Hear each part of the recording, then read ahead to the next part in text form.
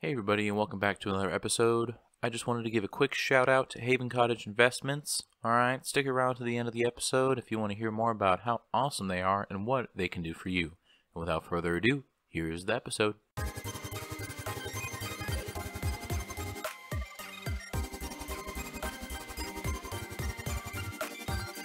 One more podcast. Unless we're eating the pizza. Oh shit, hold on. Alright, good enough. Welcome back to the One More Podcast, everybody. This is the second time I'm doing a video, because hopefully the first time I'll be able to edit it and upload it without having a fit. I am, as always, Yuval, and we have some familiar faces and some not so familiar faces. Well, actually, technically, we're all new faces, except for me, because you guys have seen my face before. So if we go around the table, if you guys want to introduce yourselves. Hey, I'm Evan. I'm back. And in front of Evan is... I'm Zach. I've been here a while now. Oh, yeah? I mean, we were hanging out. Like, are you talking about in a relative term or in a... No. In a life perspective? We've been on the podcast before. I mean, you have been. You're right. So this is the first time. And at the very end, center camera, we have... JW. Hey, How's it going? check him out. Dude, he's eating a pizza. I am Honestly. eating a pizza. All right, so, like... Pizza Hut, is it just a preference, or do you just, is it like you preferred, It's just a or preference. it's Papa easy? John's for life. Yeah, I was gonna say, like, I don't Papa know. John's is like Papa really good. fucking John's, dude. I'm not feeling it. I just personally, Domino's, Papa John's just doesn't do it for me. Really? Really? Pizza has a special place in my heart, Really? man. I've just had good experiences there. Okay. I mean, I That's guess fair. it's fair to That's have fair. bad Alright. opinions Yeah. and stuff like Yeah, that. loyalty. So, I mean, I used to do Dude, Pizza Hut. I'm way too loyal to Papa John's. It's bad. See, now I have there loyalty to you Papa go. John's. Have you had their wings before? No, I haven't. They're really good wings. You know, Are they? Papa Honestly, John's has great garlic knots. They Yeah, do. the Garlic knots. Yes! The and Pizza Hut wings. breadsticks are also really good. They're I think okay. I haven't tried them. They're alright. haven't tried I mean, all three of them have their benefits. And I just mean, personally guys, Papa John's, like the garlic Pizza Hut. sauce? Come on. Garlic sauce is Their really garlic good. sauce is good. Hey, don't sleep on Little Caesars though. Yo, okay, Dude, that's Little true. Caesars For real. Little Caesars Caesars is is there when you need it, dude. Yeah, $5 pizza. Oh, it's amazing. Little That's on- Caesars and the crazy bread, dude. That shit's disgusting, but it's so good. It's the best value in pizza you could ever get in They're the entire their world. breadsticks.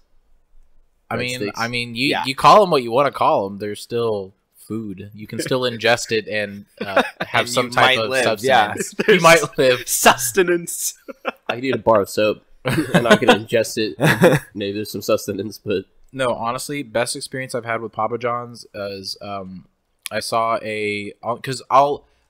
I started doing promotion codes and stuff like that, and like searching for coupons and stuff Yep. like that, just because of Papa John's, because they usually have. They always have 50%. Yeah, It's exactly.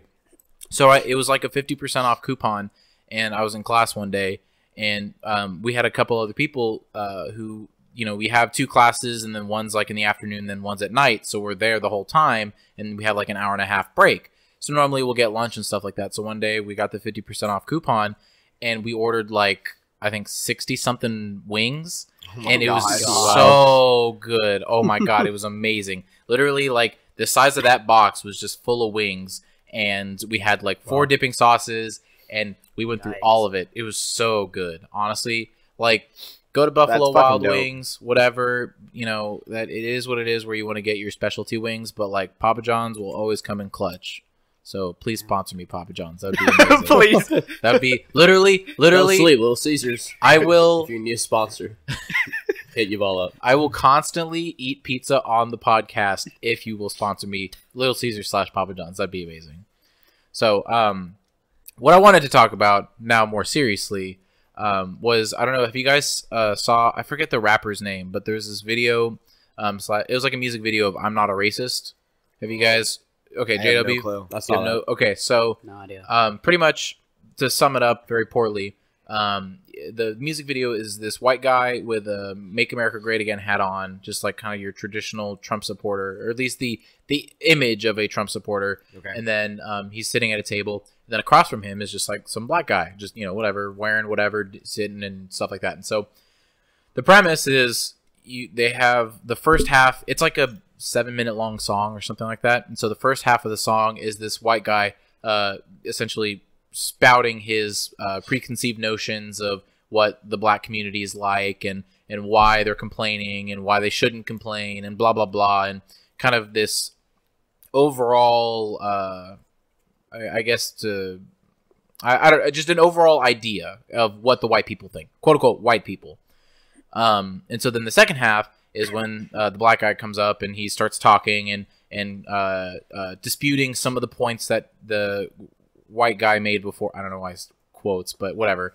Obviously, it's the same guy rapping this whole time, so they're just doing lip syncs. So the second half is him disputing a bunch of points and making other comments and stuff like that. And so it's this huge, like, I wouldn't say it's a fuck Trump piece, but like it's definitely like, hey, wake up, people. Let's like talk about some issues. And so I don't know. It was when I was like doing some research about it and kind of perusing the online comments and stuff like that. It was super, super polarizing. It wasn't just like, yeah, this is what, we need to talk about this. We need to fix this and stuff like that. But like there were just some people who was like, this is a stupid ass video and this is dumb. Why are people blah blah blah blah blah?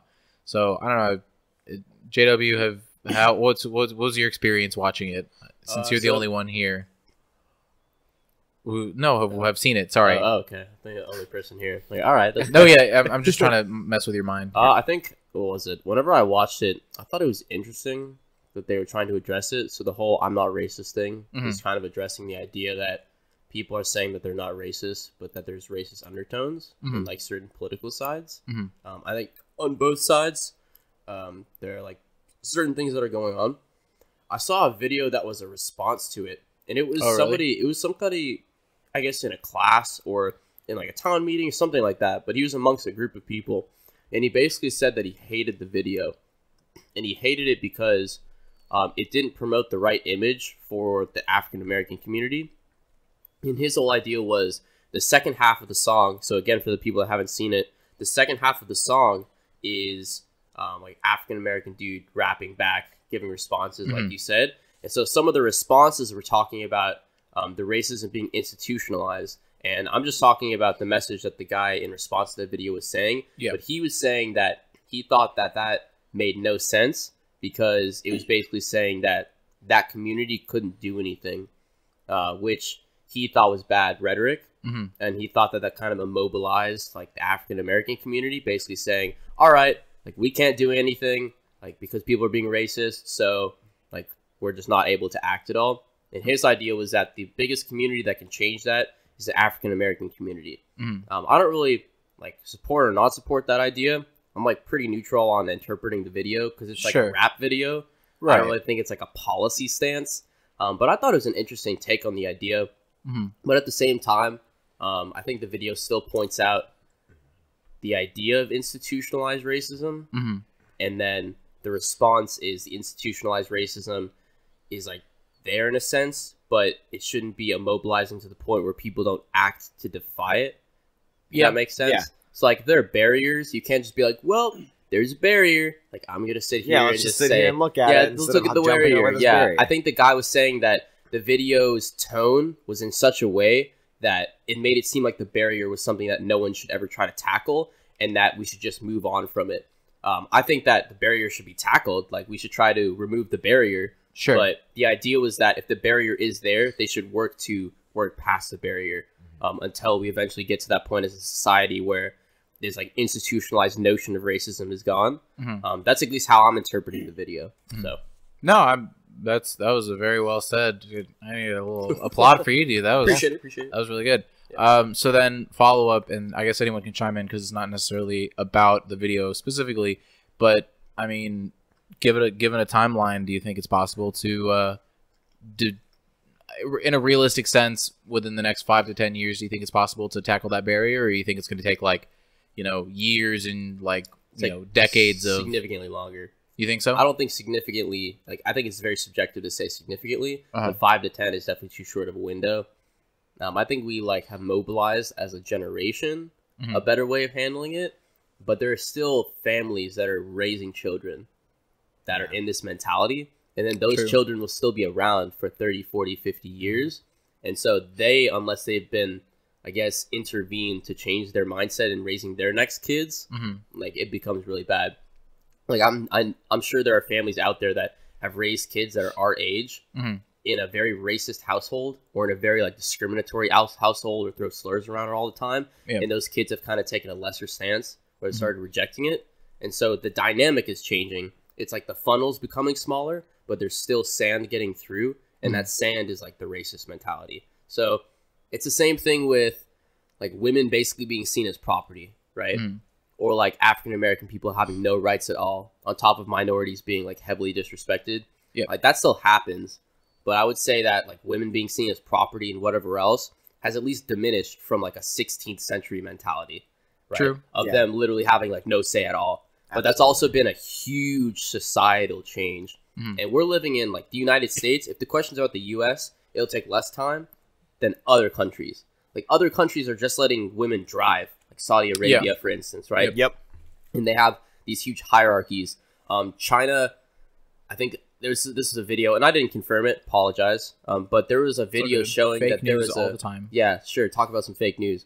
But it was saying that there were like Chinese school for women that were basically teaching them how to be like good wives.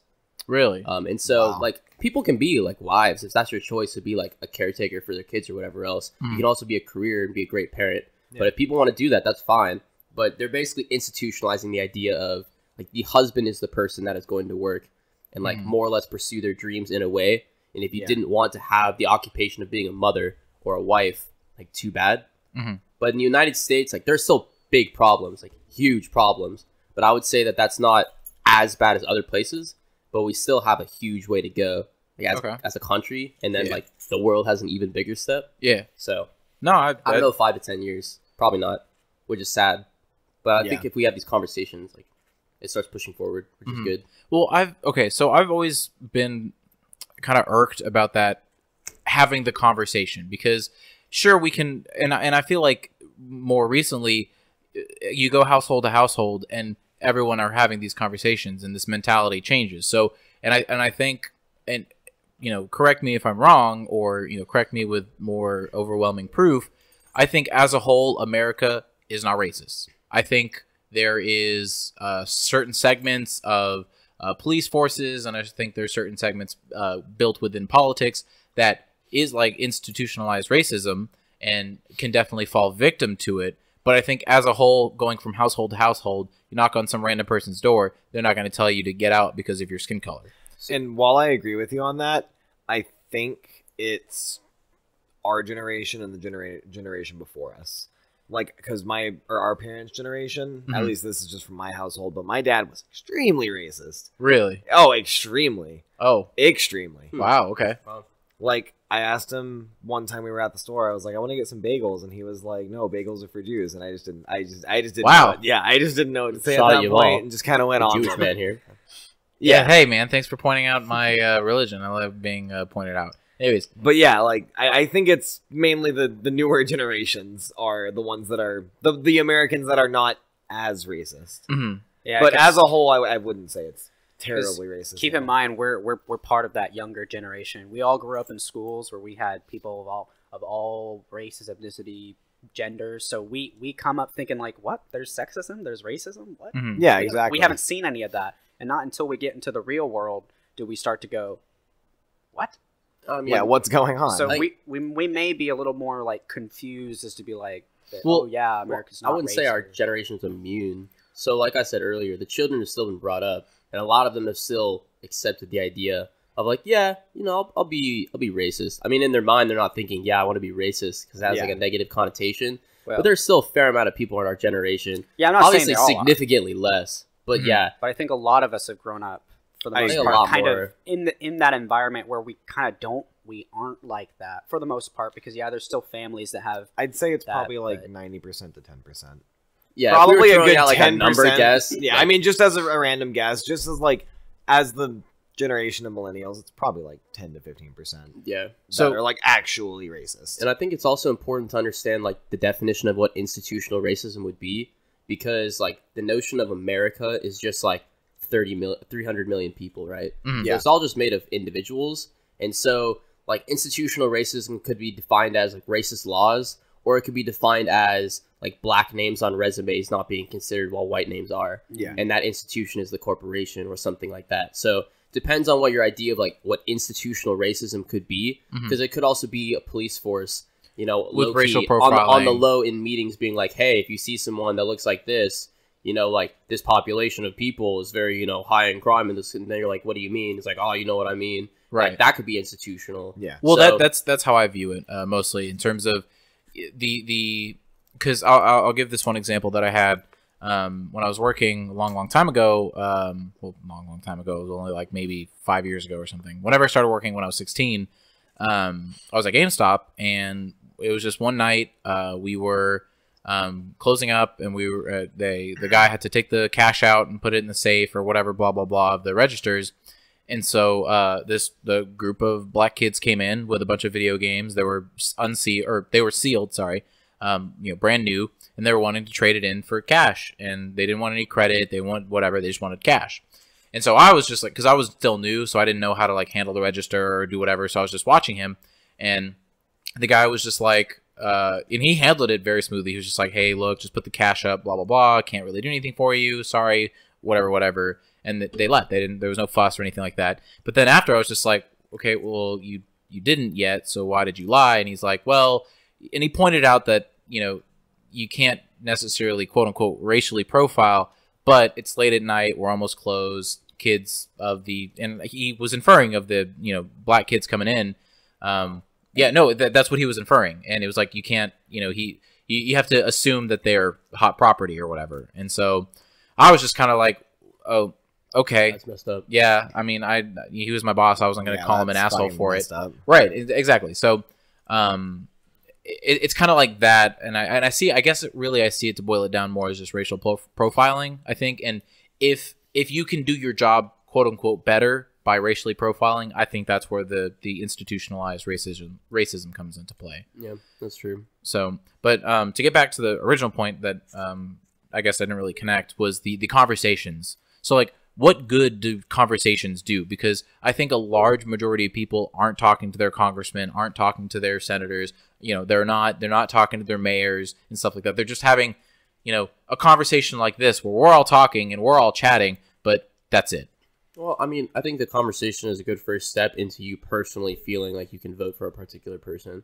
Mm-hmm. So if one person, for instance, was putting, you know, pretty bad rhetoric on the fact that like poor communities are having a harder time, and he like hates the poor or something like that, and he's like, oh, I don't hate the poor, I just like businesses. And then another group said, oh, I really like the poor, I think like businesses are doing a poor job at supporting the poor, like paying them properly, whatever else. You know, if that was the example that we were using, and I have a conversation with you all three of you believing that corporations are fantastic, and I sit down and have a conversation with you and say, you know, like, they're really not. This is what's happening. It's going to the top percentile of the business, whatever else. And I have these conversations. People are at least more aware of the other side. And then even better, it could probably change their perspective. So you basically change the minds of three people, which is like a 300% turnover in terms of voting. So then it becomes a voting block. And if those conversations happen across a state, especially like locally, like Frisco or something, like for a mayor position, it can turn the tide of an election. So it really depends. So I guess that's just my exposure and kind of who I surround myself with. But for the most part, I mean, for lack of a better term, I think having these conversations, or I feel like for the most part, we're all like-minded individuals. We have the same values, more or less, you know, same opinions, same views. Sure, maybe in terms of economic policy standpoint, we might differ here and there. But for the most part, I think socially, we're all on the same page. So for me, having people have these conversations and talking to these people, you know, and I guess it is just living in, you know, North Texas. You know, I don't see very many, you know, institutionally, or I'm not gonna say that institutionally, but like just natural racists. I don't see that. I don't think I've ever had a conversation with a racist, so I couldn't have the conversation, quote unquote, to convince them. Well, I mean, and it's almost just like kind of like, and again, like I said, lack for a better term, I just think it's a giant circle jerk.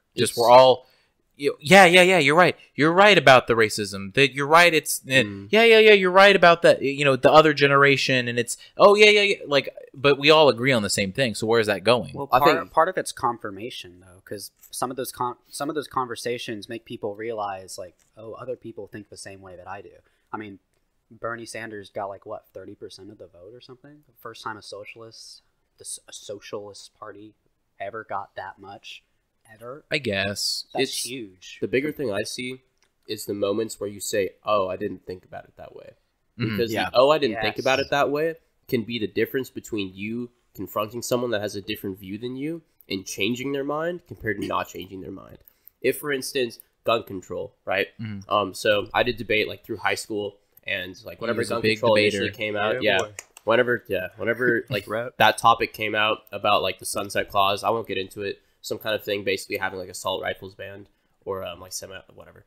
But I was very like against the idea of gun control, or I was very for the idea of gun control.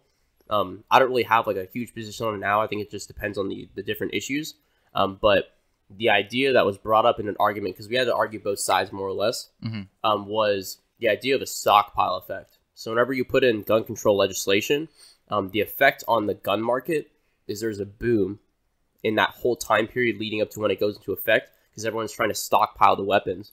And so the stockpiling puts a lot of guns into the open area, into civilian life. And then that breeds a lot of problems that people have with it happening right now, where people get access to it illegally, people have too many, accidents happen, whatever else. So the reason I'm saying this is because before that conversation of, I didn't really think about it that way from that side happened, very staunch, wasn't really productive to the conversation. I basically just said, well, gun control equals less guns equals like these not problems, right? But then I was like, I didn't think about it this way. I can bring something else to the conversation. It might be on the other side, but it still serves as an important example of if we have these conversations and Zach, for instance, brings up a point I've never thought of, or a metaphor, a comparison, something that would vibe with a lot of people, and then I bring that to you. Maybe you disagree with that perspective, and then that persuades you because it's a unique point, then the conversation is more effective. So even if we're just agreeing with each other here, it's the conversations that happen when you have people that oppose you. That is the change. I would agree that doesn't happen a lot. We like just being confirmed. Like the idea is that you talk to me, I like you because you agree with what I say. Like I don't like hanging out with people I'm just going to argue with the entire time. Right. But in the instances where you're in a more formal setting or in a classroom, or at a public forum, town hall meeting, something, that you can bring this to the table as like a persuasive device, because nobody here is all-seeing, so we all might see it a different way. True. So, I mean, I guess that makes sense. I guess really my only complaint is finding different methods to extend that conversation, because I've Blake, who's been on the podcast a million times, we debate all the time, whether it's healthcare stuff, gun control, whatever, and we just have these natural conversations. And I wouldn't say that we're polar opposites, but he'll bring up points that I don't consider, and I'll bring up points that he's never considered. And so, in that setting, we're bouncing off each other and helping, like as you expanding our horizons there. But I don't know. I feel like growing up through school, through college, through work and everything like that, I've just never seen an opportunity to do that, to not necessarily debate, but just have an open conversation with someone else who doesn't agree with you. So it's like, what? So I'm supposed to travel to a part of the world or part of the country that, is filled with racists, and I'm supposed to talk to them? Or how am I supposed to get my do I Facebook chat with random people? Do I post something online well, actually, that'd be kind of a good idea, is you find a Facebook group and then you just make a post and then try and have a conversation there. But I don't think online doesn't work too well. You really don't think that's a good form of debate? In person would be much better. Because people I agree. When people are anonymous, they're way more. Well, but I mean, there's something. One of my friends, she had this kind of interesting perspective. Is when you're sitting at a table with someone, and you and I'm totally probably butchering it, but essentially if you're sitting at a table with someone and you're trying to have a conversation with them, you want to have your arms, hands, palms up, arms out, kind of at this accepting sort of peaceful sign that you're talking, and you have conversation almost like you're opening yourself up and you're able to have better conversation. so to speak. I think if you come in a place, especially on Facebook, you know, if just out of all the internets, out of all the different websites that you could be on, I think Facebook is probably the best one where if you're saying, hey, look, I'm just genuinely trying to start a conversation, I don't think you'd be attacked by all the anonymous trolls. I mean, You seen a YouTube comment thread? well, okay, I think YouTube comment thread. I think that's different. Just because I mean, any comment thread on stuff like, I mean, There will always be Reddit, trolls. Facebook. There's always There are always going to be people that want to stir the well, pot. but even on Reddit, you've seen I've seen threads of just genuine people talking and having conversations, and That's I think because they have voting systems to vote the trash. okay, well, I out. mean, Facebook has the likes, and so the most liked. Well, they have like the emojis now or whatever, so you can, if you see one with the most mad faces, then you probably think this one's a troll comment or something like that. I don't know. It's interesting because, and I'm kind of tangenting a little bit, but like the Facebook videos and stuff like that, I'm just constantly watching those, whether it's like I don't know, like a police officer shooting a kid or some tech news or whatever. I mean, it's got some interesting content there, and it's just the amount of like polarizing opinions on a video is just it baffles me. And to me, I only see like the opinionated ones, not the troll, hey, fuck you, you're a bad person, blah blah blah, whatever, asshole. I don't see any of that, but just because the most liked or the most commented on status is what's going to appear for me. So I mean, I've seen it happen on Facebook, so I don't necessarily see the opposition for that about having that conversation, because I think that's easier now that we're in a day and age where, you know, we live in technology land. I think it'd be easier than instead of knocking on my neighbor's door saying, hey, you want to have a conversation about, you know, rights. But on the internet, you're not really having a conversation. You're making one post, and then people are also making one post. They're responding. Their response rate's lower. Everyone, that's the biggest difference. Everyone just makes a statement. It's usually not even a conversation. They'll just say one thing and be like, owned. Well, I mean, can you then just message them personally and take it to a private conversation then? I mean, I've seen tons of Reddit threads where it'll be like, today I learned or something, and yeah, then people will just go on, and like even like just one or two people usually will have like a little like 3 or 4 posts in a row conversation. So something is happening. It may not be that widespread, but I mean, people do manage to have conversations. It does happen. It's just tough for the on the grand scale. It's not very common. I mean, but it's not the conversation. It's the mentality coming into the conversation that makes the difference. Yeah. So I can come in with the most closed off mentality ever, and that conversation is only going to turn into trolling and or like, you know, incendiary comments going towards the other person. Like that's all that'll happen if I'm close minded. If I go to a 70+ person, because older people have a more solidified political leaning like, over time, and I say like this is wrong and just opposes them, they'll hit me with 100 reasons that may not be the best reasons, but they're reasons that they've lived on, that they've experienced to be true in their minds. And then they're going to come back with some kind of, you know, response. And they're, I would say, relatively closed-minded. I would say maybe they're the most justified population to be closed-minded just because they've experienced the most. I could talk about that for an hour on my own about how I feel that that's justified or not. But the overall idea is that you change the mentality of being open-minded before the conversation starts. Like that's the bigger point. If I came in with a bunch of points and people were very open-minded and they wanted to be objective, then it's fine. But when you have this mentality of you did now watch, I think like Now This or something on Facebook, it's like a pretty polarized video for the most part, talking about, it's usually like liberal leaning, I think. Sure. I think for the most part, a lot of the videos and stuff, I'm sorry to interrupt. No, there's it's pretty liberal. Yeah, and that could just be because we follow certain people on social media. That's also true. It's relative marketing. Yeah. But there's polarizing videos because they want you to get them on their side. And the idea is that, you know, properly or theoretically, this is how it's supposed to go, is that you take what their information is, verify that information, and then put it in the bank of you making the decision. But for some people, the bank is half open. And what I mean by that is that they're only taking in information that confirms their side. Yeah. So that they can then come back with something else. So I'm in like a political group meet with some people, and all this person will do in terms of making comments is he'll make very objective statements, and they'll always be from primary or like very good secondary sources. It'll never be like a Facebook post or anything like that. And if he can't comment, he'll simply say, I can't really talk about this right now. I haven't had time to verify it on multiple platforms. And he also looks at, you know, different platforms at the same time. I think he strays away from CNN and Fox, but he basically tries to verify it on other platforms that he knows are on the different side of the political perspective, because he has the proper mentality coming into the conversation. But most people just like to hear what they want to hear because it's their opinion and people agree with them, which is a good feeling. So that's all they want. I think also it's probably, I think now with a fast-paced environment that we live in, I just don't think people are wanting to take the time to verify it, where they follow one guy or one or two people, and or even hell, they even just follow CNN or whatever it is, and that's their only news source.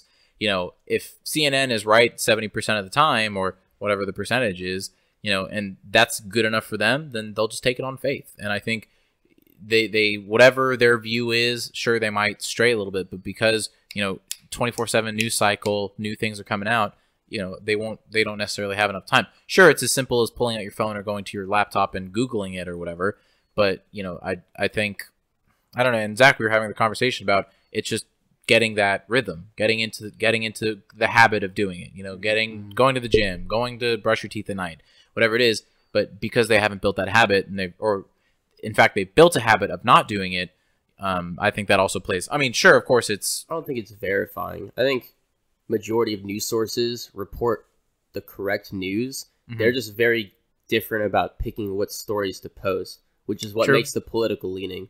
So like one person could say the heroic actions taken by Donald Trump in suggesting that this policy be taken down, and then another group can say, well, this policy is really bad by Donald Trump, like how could he do this? And then those are two separate news sources. Both of them are probably true, minus like the rhetoric, which is subjective on how they see the facts.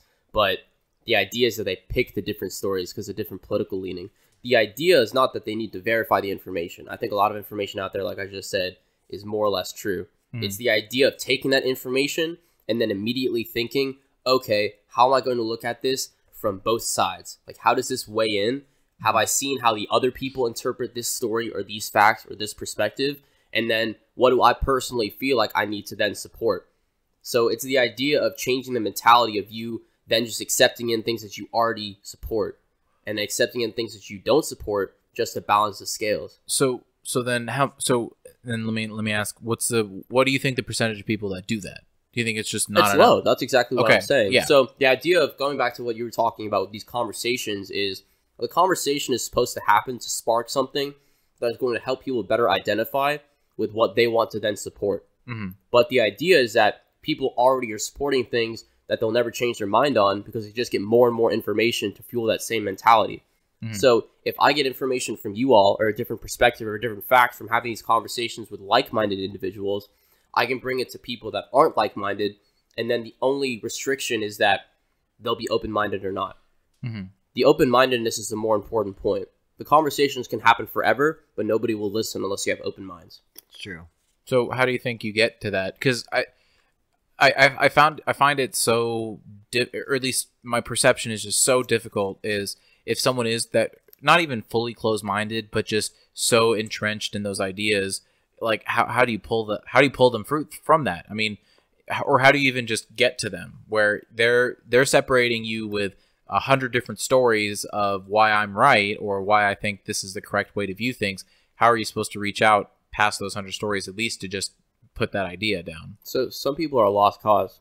And you think that's a blanket statement? It's a sad reality. Some people are a lost cause. They've had too many solidified experiences in their life to the point where it's too difficult to persuade them otherwise. I would say that that's a minority of people, that you can have conversations with anyone past that point and be able to somewhat persuade them or at least let them accept that your side is also true, and that it just becomes an issue of which they like more, like the 10,000 here, the 10,000 there.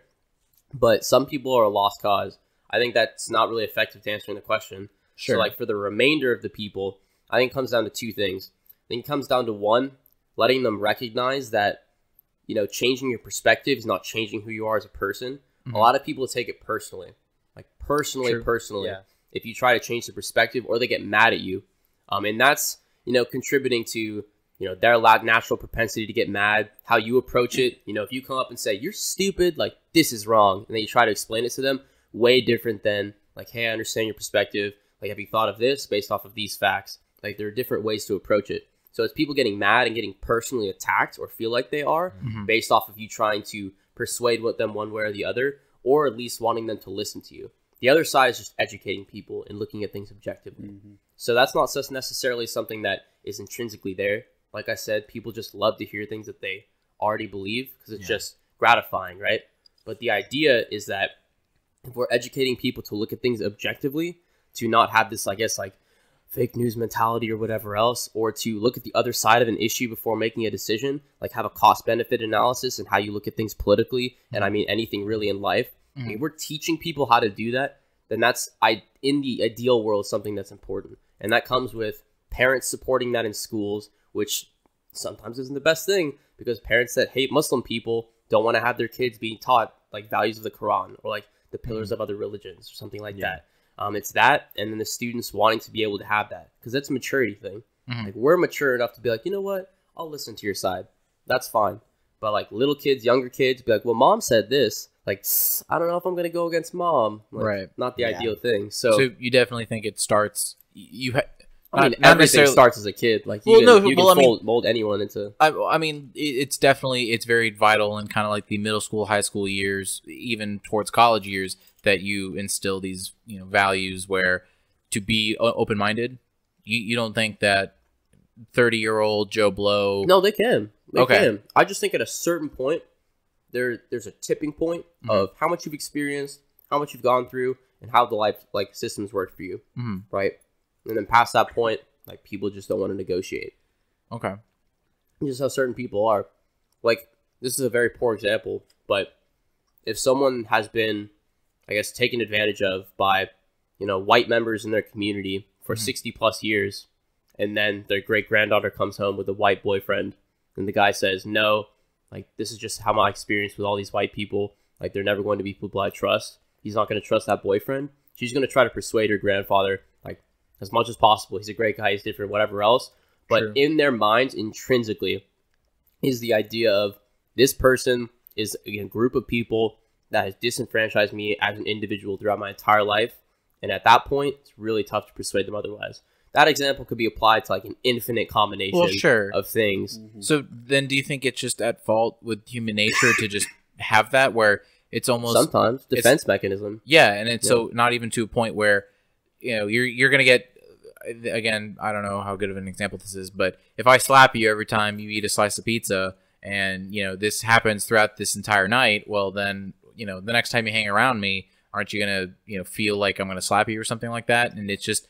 this human nature of this reaction almost... But it's a minority. Like, it's a small group of people. And it's not even generalizing, like, older people. Sometimes it's just people that have dealt with a lot, that it's too tough to persuade them otherwise. So, like, there's a minority of people that, if you slap someone every time they eat a pizza, and then they order a pizza the next time and you're around, they're just going to assume that you're going to slap them. Even if you're like, no, you know what, I'm not going to slap you. Like, not going to do it. It's not going to happen. There are going to be a group of people that just don't trust it because that's their experience. Even if your inclination is not to naturally slap people, like same as the inclination of African American people to not like steal or like any generalization at all to any like race, religion, whatever else. Some people are still intrinsically going to feel like, oh, this is going to happen with this group. True. Just because of that and who they are as a person. And at that point, like, it's tough to really change that mind, but it's a minority. Most people, I think, can change their minds. Okay. And that's why it kind of goes back to the kids. The new generations change things, and that's why societal changes happen over centuries. Well, okay, so you're talking about societal changes, and I do agree. It does, from the 60s until probably the 21st century was like a whole rapid change of movement and different views and policies and stuff like that. But I don't know, I just feel like within the last probably 10 years has been like this huge change and just like of mindsets and acceptance and ideas and that's why I brought up, the 5 to 10 years, because I just feel like there's such a rapid and honestly, for the life of me, I don't know what, because, in high school they teach you, you have an established form of government or you have an established form of rule. And then you have those who revolt and those who say, I don't want this. They're going to choose the exact polar opposite. So the prime example, and we learn in history, well, Great Britain had a king and a ruler and had, he was the single point of power. Okay, well, what did the Americans do? They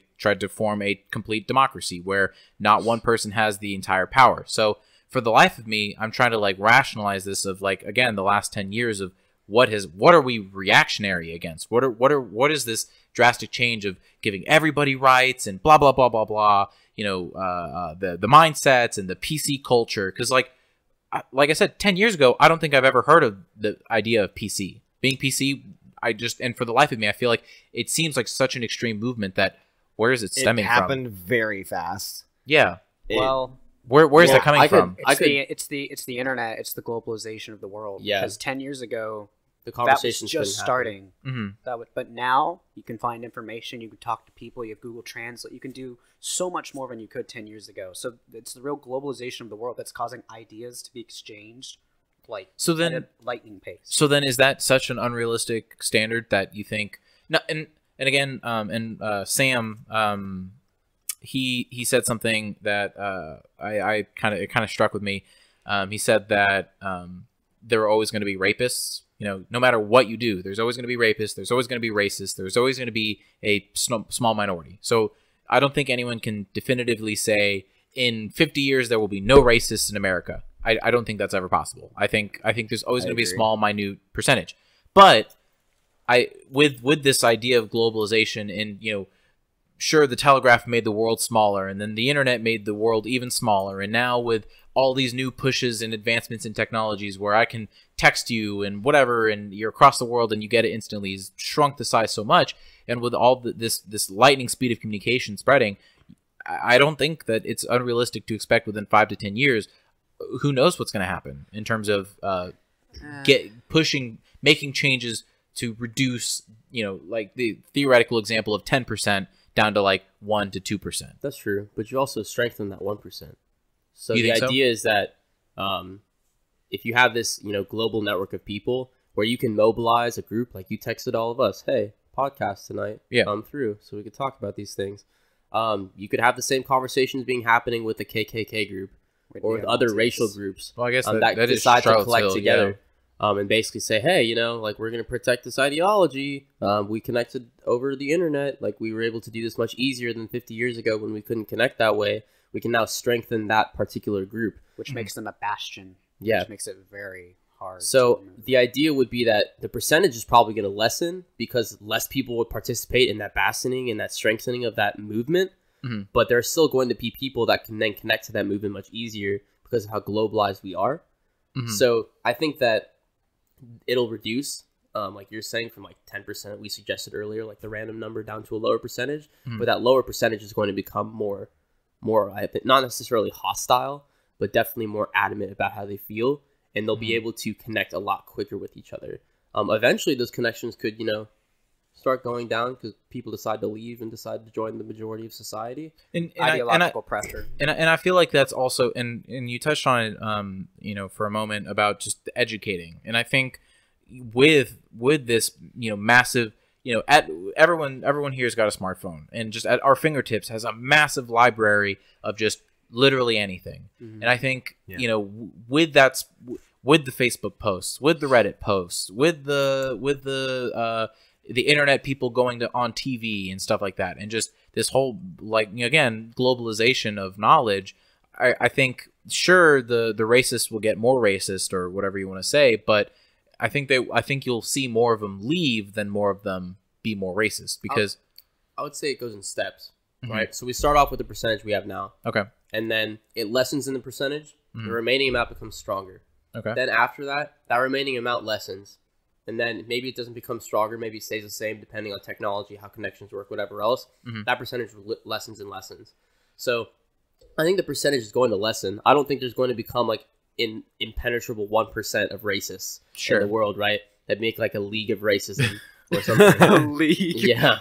I mean, but we are the league. Exactly. League of Extraordinary Racists. Yeah, all people will understand that if you follow Justice League. But I think the idea is that the percentage will reduce. But all those stops of like strengthening group, lesser percentage, strengthening group, lesser percentage, whatever else, I think it'll push it back a little bit. And also, like, you see mentalities that were like dead, more or less, like hundreds of years ago, still be here, right? Yeah. Like, you still see these people around. Yeah. You still see the population. And at a certain point, like, Sometimes they're ignored, sometimes they're not.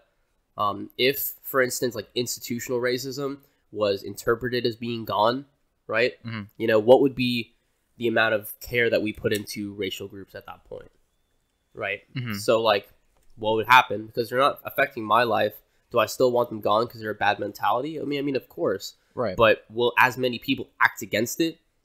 Maybe not, because it's not really affecting them as much. It's the same thing with anything. Like, all of us right now aren't actively raising money for, like, groups overseas. True. Because it's not necessarily directly affecting us, or we're doing other things in our lives, whatever else. But for some people, if it doesn't affect them... Yeah, it's just not in my backyard mentality. So that may eventually become the thing with racism. If we were to reduce the amount of, like, institutional, it's happening in society, affecting us day to day, racism, if we were to reduce that, maybe, like, that group will be ignored more. But that's, like, so far into the future, and that's also, like, a crazy assumption to make. So, I mean, disregard that. But no, I like, the whole idea. Honestly, and I mean, you do provide valid points, but I feel that you're wrong in the sense that it's going to happen a lot quicker. I think, you know, it's this snowball effect. Is just where we're going and what's happening and what's taboo and what's not taboo, and the fact that, you know, Trump got elected, I think, is very telling of what's going to happen in the counterculture. Because after you know, pending Trump doesn't get impeached, honestly, I don't give a shit if he's impeached or not. You know, as long as we don't get invaded or whatever, I'm okay. I guess really boiling it down to it.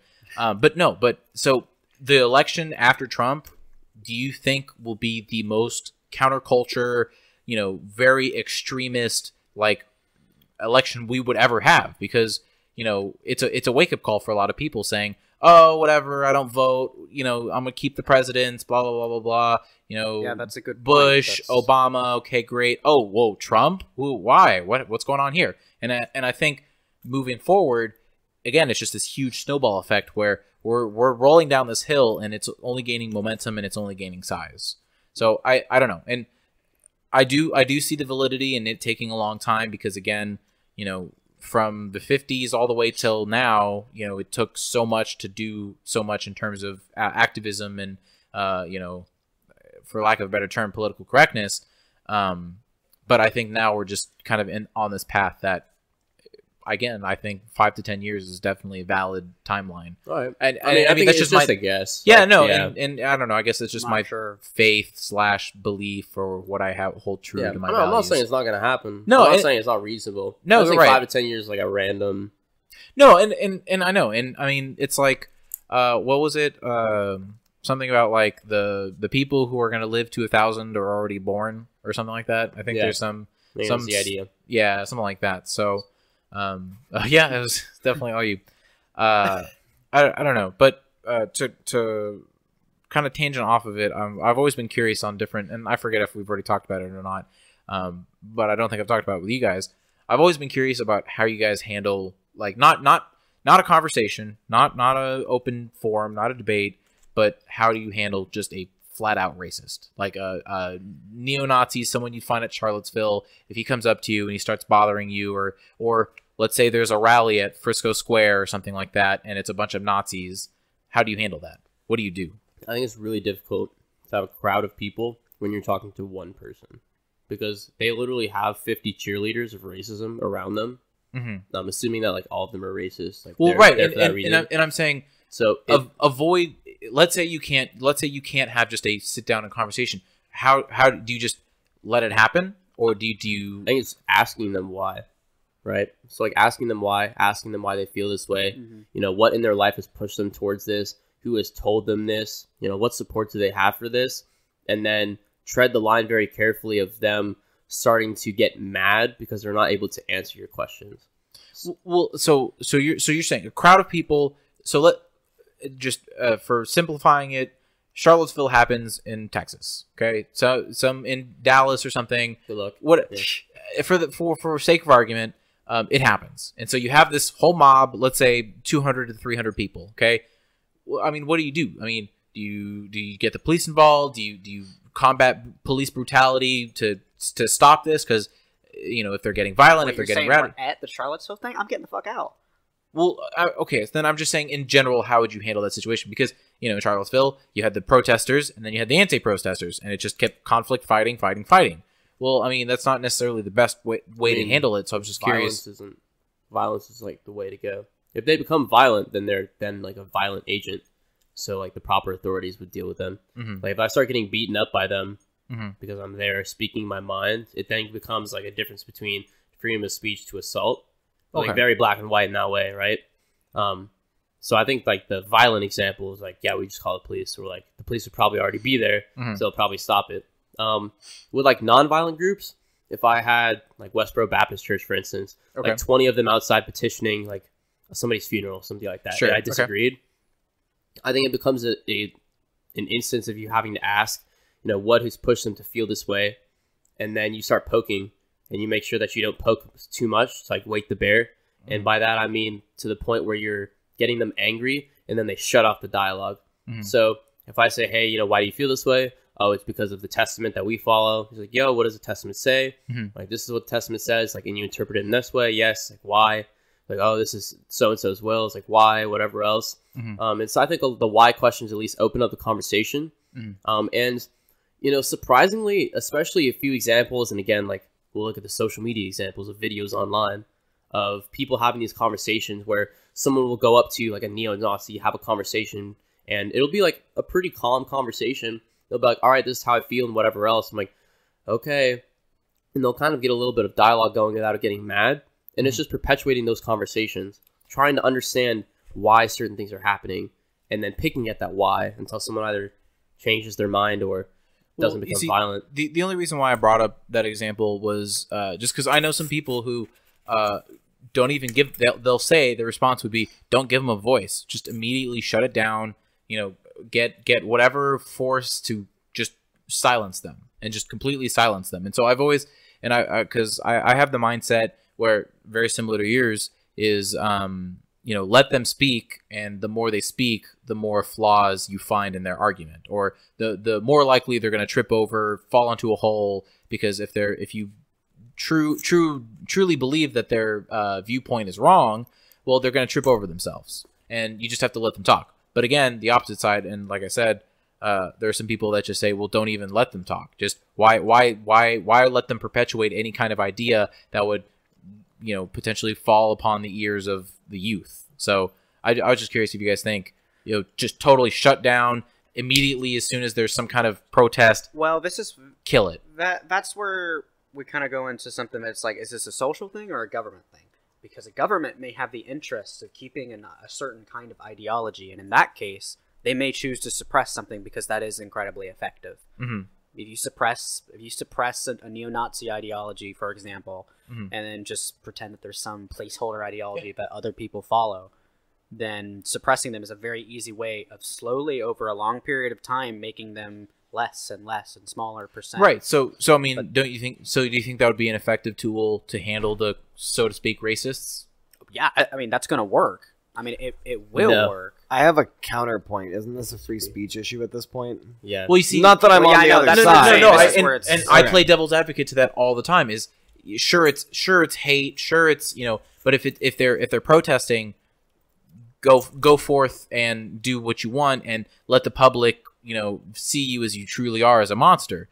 But, you know, you're still poor little Jimmy who is on Facebook and sees on his scroll that, or on his feed that, oh, look, there are racists shouting out some stuff. Jimmy's going to hear that. So, and then that idea is spreading. Whether or not Jimmy's going to act on it, whether or not anything happens, he still hears that. And so if you let them do that, and again, like I said, I'm all for free speech. You know, do what you want, as long as you're not hurting anyone, as long as you're not being violent, as long as you're not shouting fire in a movie theater, you go ahead, do it. But there is still that counter argument saying, well, if you let them have a voice, they're going to have a voice, and they're going to at least reach somebody. I mean, it's a slippery slope, though.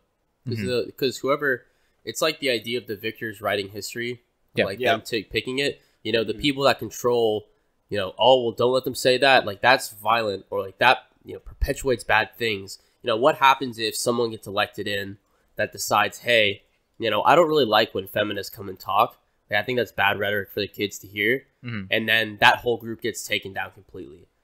So I know that there's a lot smaller chance of someone coming in with like, you know, a racist mentality of like, when you preach equality, we should shut that down.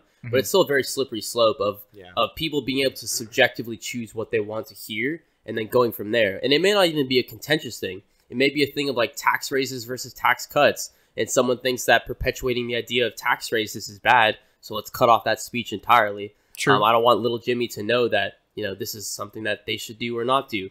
So I don't really like that idea because it's a slippery slope.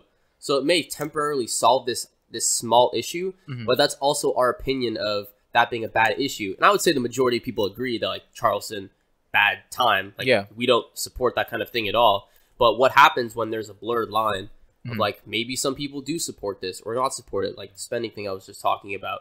Like who then decides, well, here's a precedent, let's cut it off. I don't like it, and then go from there. And then you just silence all these people. So I think that it's a cost that you have to deal with of some people being influenced by this rhetoric, because I think a lot more people are negatively influenced by it in terms of them not agreeing with it than people that are. And then again, like, it's how society is. Like, we live in a globalized world. Like, someone preaching racist slurs in, you know, some random state in the United States could be heard by someone in the Middle East, or vice versa. And then that could affect them in one way or the other. We don't really have like too much control over that. And if we do control it, again, it's a slippery slope. Like, who does it? Like, there are a lot of options. And I don't like that you kind of stated that precedent, setting that precedence, because then once all, quote unquote, once all the racists are gone, well then who's the next target? You know, who do we disagree there's something with specific next? about what he said, and I know he didn't. You mentioned it. You mentioned at one point that you know X is bad, but if you look at the roots of ideology, like forget specific things like tax versus something, but if you go like I'm an egalitarian and I am an authoritarian, then then you know you have the egalitarians who value life equally, authoritarian who don't place value on life. There's something like that. And we are probably more egalitarian just because of the nature of America and the culture. So we would think authoritarianism is bad, but it's not necessarily bad. We feel that it's bad because we're egalitarian. We're the opposite of that. Same, you know, you can do, but those are like base ideologies, like just really basic characteristics, something intrinsic to you. So when you say that you want to suppress authoritarianism, it may not be something that is technically bad. We just feel that it's bad. So it might be in our interest to suppress it. And that's not something that's like... So sorry. No, you're good. Just real quick, this brilliant man of a man has eaten an entire pizza. Congratulations. I had like half of one left. But anyways, so no, but I agree. We're probably going to wrap this up just in a little bit, but I just... where do we draw that line? I think that's kind of just the basic question, is where do we draw that line and who draws it? Who decides that? And I don't know. Do you know? I don't think it's a question that we should ask. It's too dangerous of a subject for us to decide on who's the authority for speech. Well, Zach, do you want to draw that line? Oh, because good. Smart man. I was just doing an example of something base. Good example. Very base. No, and I think that was a great example. I don't know.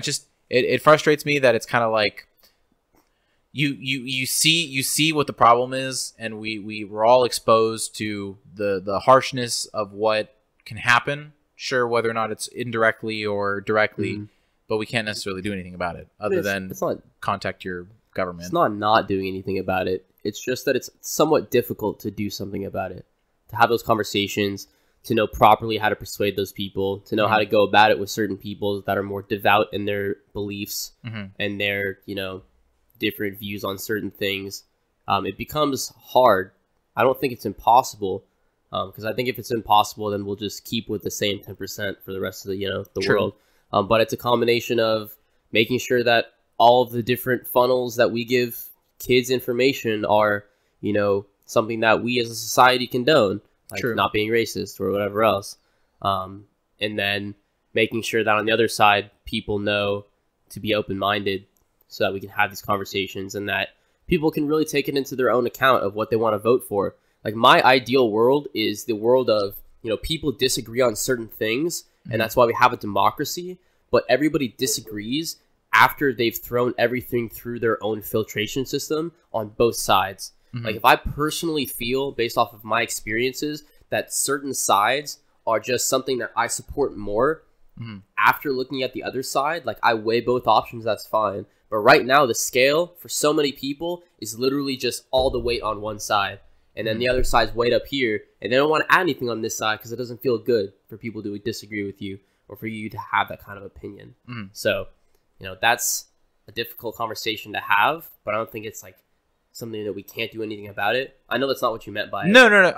No. I see your point. Yeah. I agree. I think we all agree on that. Life is hard, man. That's, It is. I guess, moral That's of the why story. this hasn't been a problem that's been solved. That's true. An ongoing and forever issue that we are not going to resolve in Forever next. until we completely globalize and we integrate as a global society. And we just become one living conscious being.